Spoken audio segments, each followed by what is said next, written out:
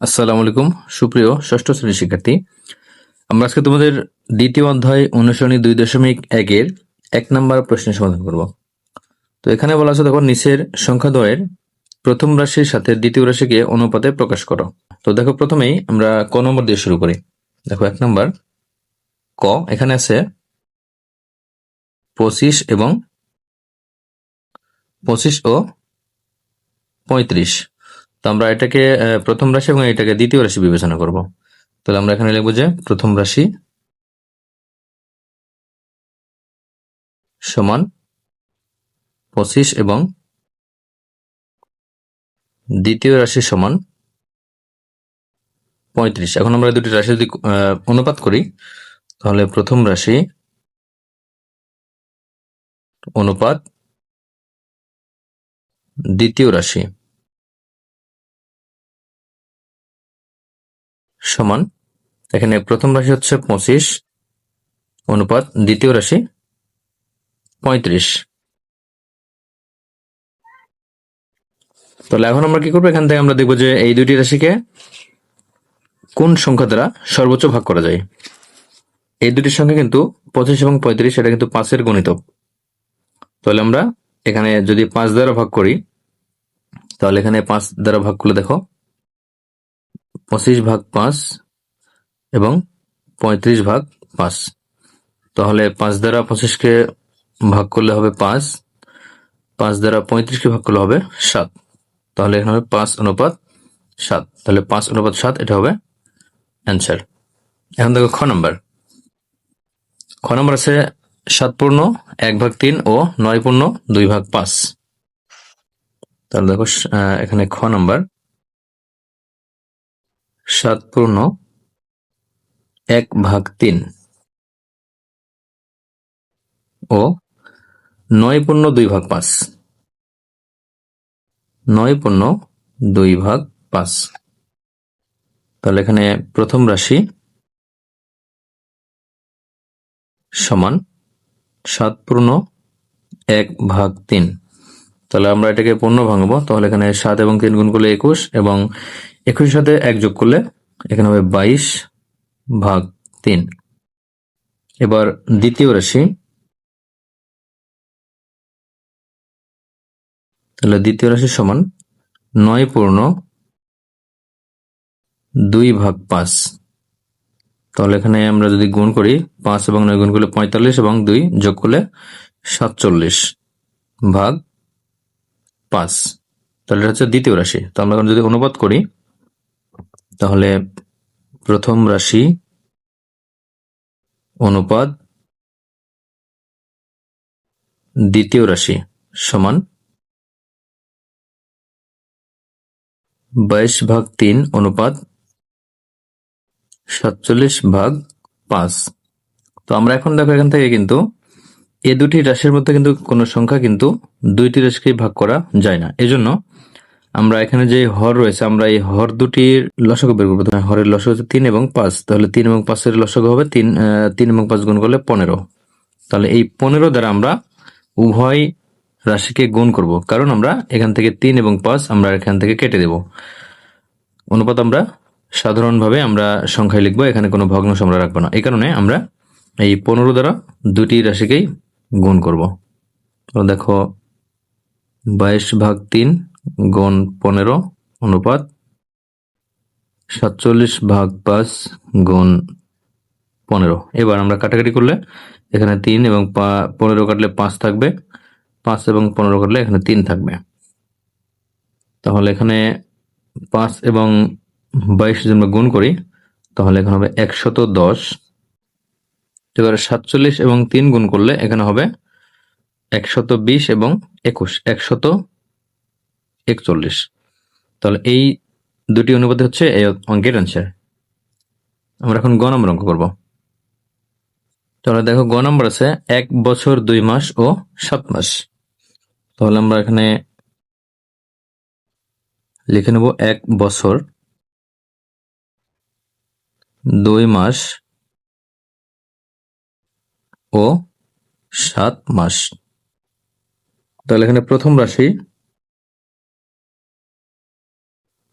সমান 1 বছর 2 মাস। আমরা এই যেহেতু দ্বিতীয় রাশি মাসে আছে, আমরা এই প্রথম রাশির থেকে আমরা বছর এবং মাস থেকে আমরা সবগুলো মিলে আমরা মাসে লিখবো, অর্থাৎ 1 বছরে কিন্তু 12 মাস হয়। তাহলে 1 বছর 2 মাস বলতে কিন্তু 12 এবং 2 যোগ অর্থাৎ 14 মাস হবে। দেখো কিভাবে, এখানে 1 বছরে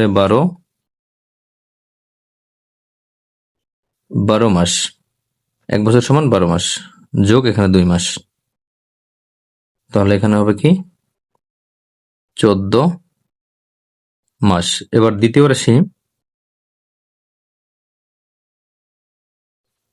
রাশি হচ্ছে শুধু 7 মাস, তাহলে 7 মাস।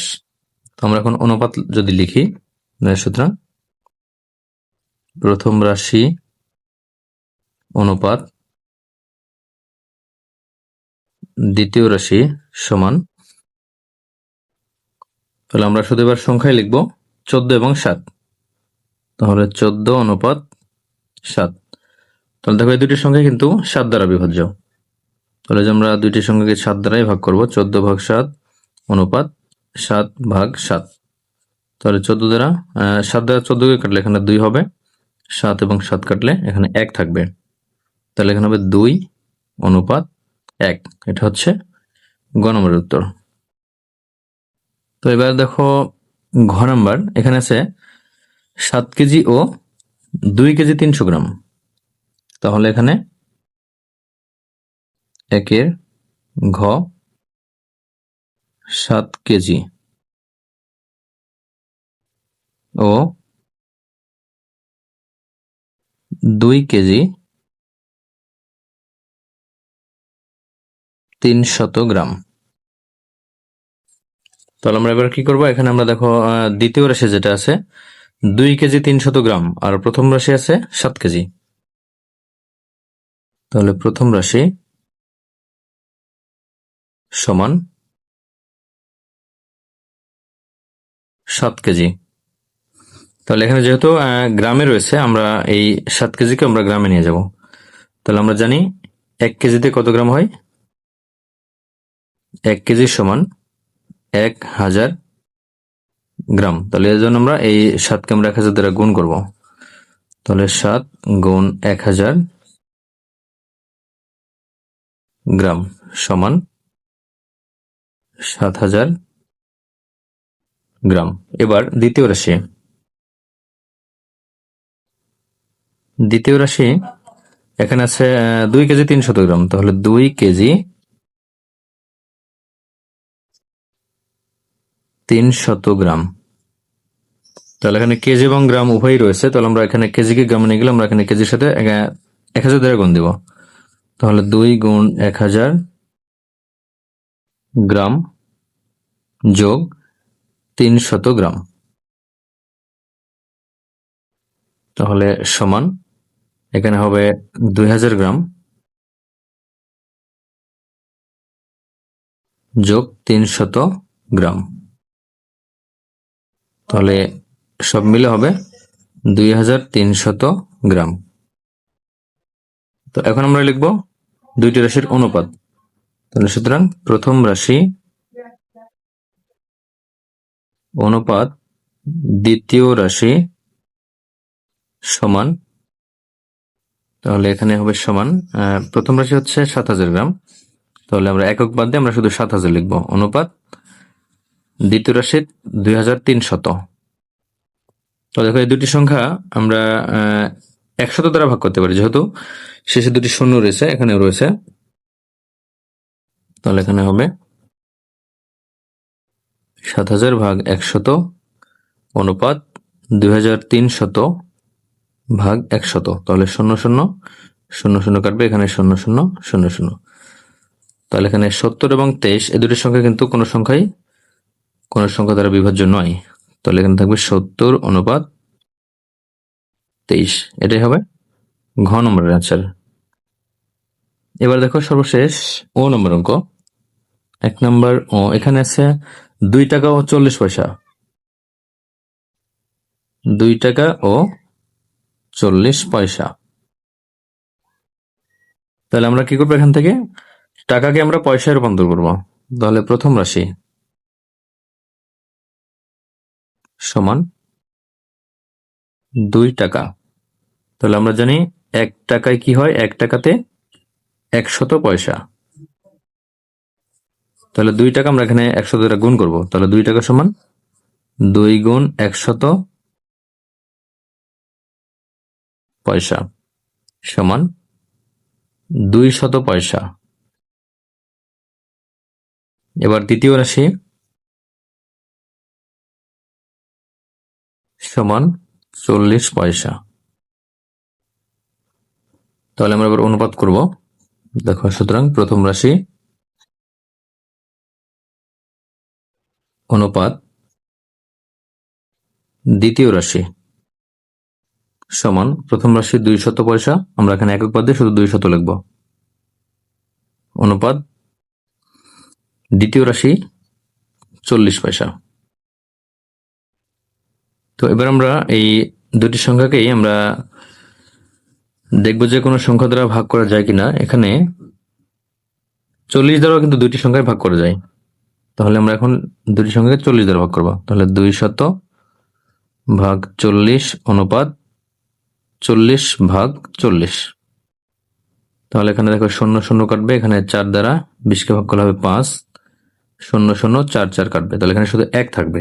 তাহলে এখানে হবে সমান 5 অনুপাত 1। তাহলে 5 অনুপাত 1 হচ্ছে 9 নম্বরের অ্যান্সার। আজ এ পর্যন্তই, ধন্যবাদ।